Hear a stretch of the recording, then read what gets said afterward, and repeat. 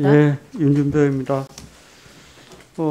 먼저 우리 건설사 3개 업체 관련해서 좀 건설 관련된 산업재해에 대해서 여쭤보려고 합니다.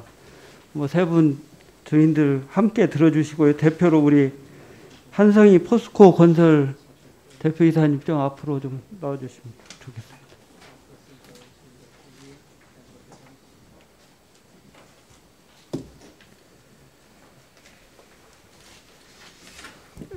우리 증인이 근무하고 계시는 포스코 건설, 이게 최근 5년간 중대재해 사고로 인해서 발생한 사상자가 37명입니다. 오늘 청문회에 출석한 증인 중 가장 많은 것으로 이렇게 나타났는데,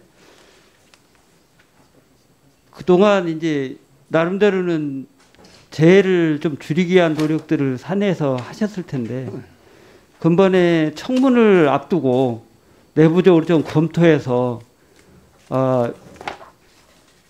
산재를 좀 줄이기 위해서 마련한 대책들, 검토한 내용들이 있습니까? 예. 좀 있으면 좀 간단히 말씀해 주세요. 예, 우선 이렇게 포스코 건설에서 중대재해로 인해서 여러 가지 심려를 끼쳐드리는 점에 대해서 대단히 죄송스럽게 생각을 합니다.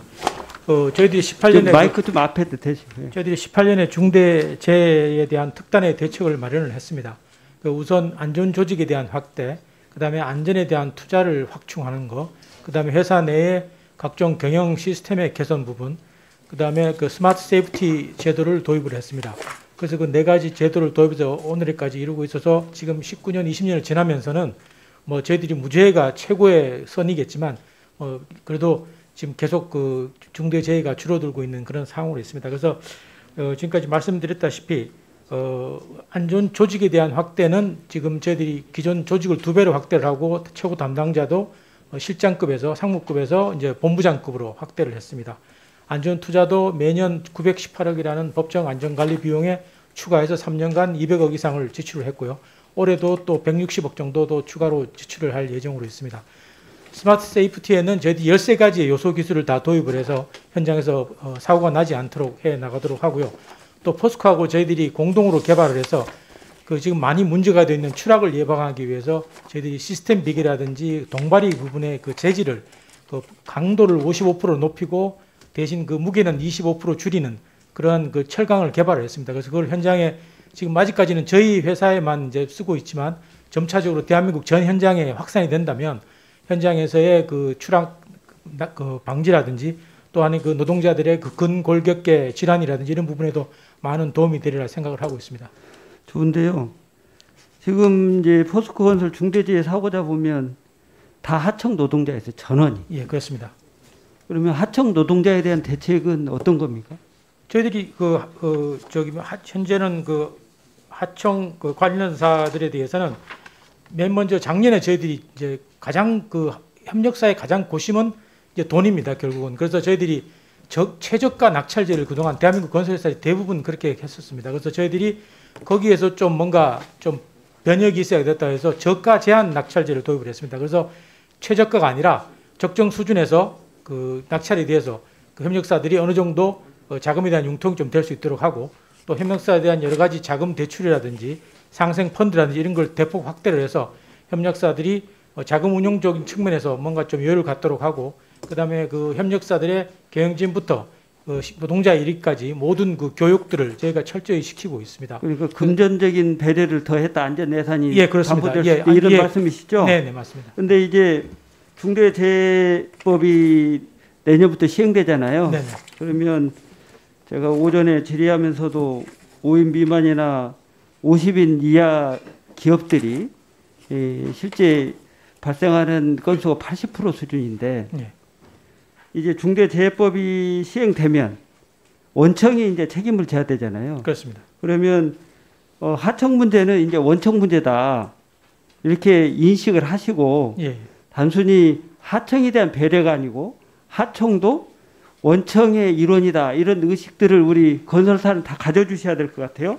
예. 그래서 원청의 경영 책임자들이 하청업체의 안전보건관리체계 구축하고 이행하고 이런 걸 통해서 안전 보건의 확보 의무 제대로 이행해야 되는 거 이게 중요한 과제일 것 같습니다. 그 준비하시겠다고 내부적으로 검토를 하셨습니까? 예, 그렇습니다. 의원님 말씀하신 대로 저희들이 다 실행을 해서 현장에서의 안전재해를 저희들이 없애 나가도록 하겠습니다.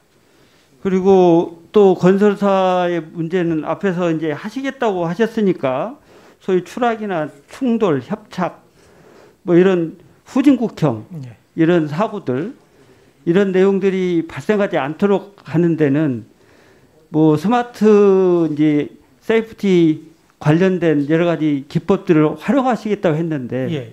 현장에서 실제 활용되는지 예. 여부에 대한 점검이 아주 중요합니다. 실제. 예. 그래서 그 점검 체계를 제대로 이행하려면 예.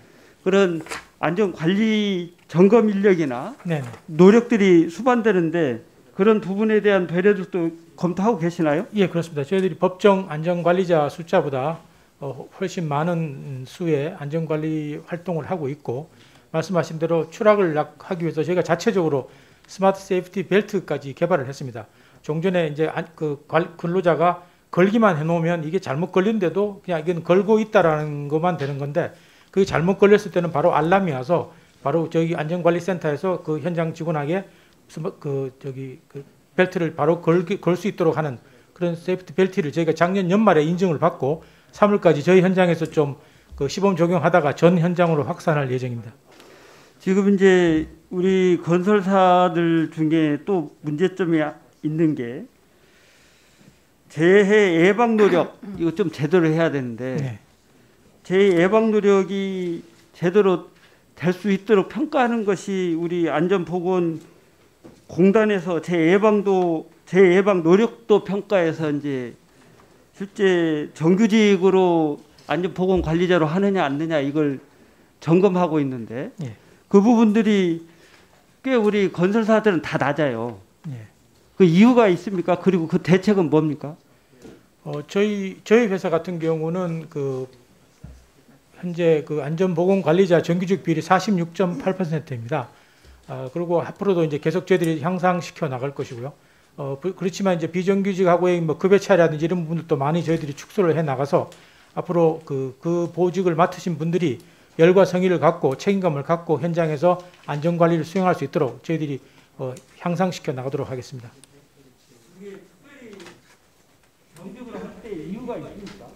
아무래도 현장 경험이 많고 현장에서 다양한 그 보직을 겪어본 사람들이 현장의 니어미스라든지 가장 그 재해가 일어나기 쉬운 장소가 저희들은 8개를 정해가지고 그 포인트를 정했습니다. 그래서 8개 포인트에서 안전 관련 위험이 제거되지 않고서는 작업을 개시할 수 없도록 그렇게 지금 제도화해서 진행을 하고 있습니다. 예방을 하기 위해서는 예.